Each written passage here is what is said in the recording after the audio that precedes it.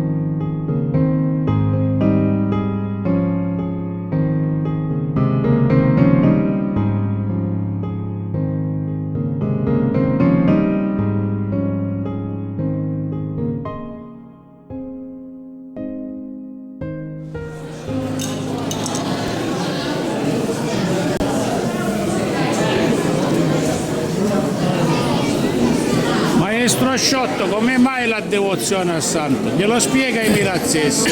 La devozione al santo perché è un santo così perfetto che non pretende mai niente ed è a disposizione del popolo. E a Milazzo come mai San Giuseppe? San Francesco, San Giuseppe, San Giovanni, perché? Questo come si dice, ogni santo ha i suoi devoti, devo dire. Ma c'è una tradizione, la statua è bellissima, una statua del 1800, sì. Del 1800 che è un'opera d'arte. Bellissima statua. Che Milazzo ha queste ricchezze che non li conosce nessuno. Non li conosce e non si sanno sfruttare. E come mai? Questo glielo domanda all'amministrazione, questa di oggi, quella di ieri e quella di domani. Ciao, grazie. Niente, dov'era?